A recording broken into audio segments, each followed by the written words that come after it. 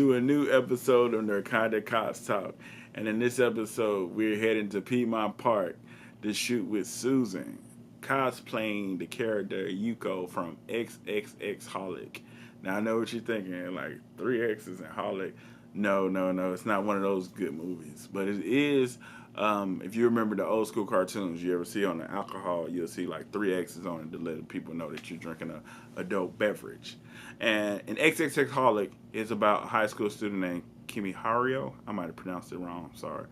Who has the powers to see spirits. So he goes to this witch named Yuuko to grant the wish to get rid of this ability. In turn, he's ended up working for her. So, I got it's a chance for me to learn about a different anime or a different manga that I didn't know to my common knowledge. But let's check this footage out of me interviewing Susan, and you tell me what you think. Hello, I'm here with Susan. Hi. Hey, Susan. Tell us about yourself. So my name is Susan. I'm 31 years old, and I live in Atlanta. Cool. Okay, Susan, tell us about the cosplay that you're doing today. I'm cosplaying as Yuuko from XXXHolic. She's a very cryptic character as part of the plant family. So a lot of, I don't even know how to describe it, karma-related things, any kind of old wives' tales or superstitions.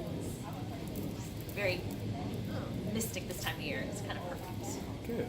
Okay. What cosplays have you done in the past? I've also done Yona of the Dawn, Yona, and I've also done Chun-Li from Street Fighter Alpha. Okay. What cons have you been to in the past? As far as cons, I frequent MomoCon, AWA, and this past year was my first Dragon Con ever. Okay. How'd you like Dragon Con?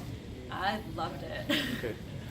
I heard Dragon Con could be a bit intense for a lot of people. It's a lot overwhelming. How did you feel when you go on that one? Yes, it is overwhelming. There are a ton of people. I don't know if you know, but it did span like 5 hotels this year, which is crazy in downtown Atlanta, but it's so much fun. You meet so many fun people. Honestly, everyone is so nice.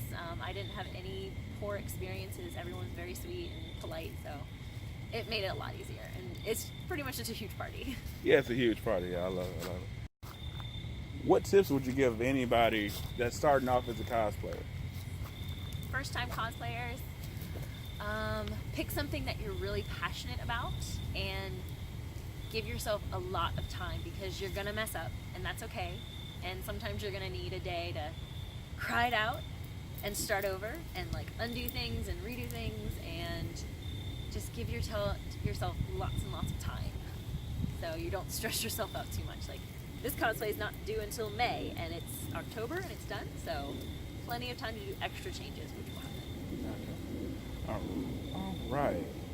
Do you consider cosplay if I go to Party City and buy my costume, or do you have to make it to be a cosplayer? You don't have to make it. Cosplay is for anyone. It doesn't matter if you buy it or you make it.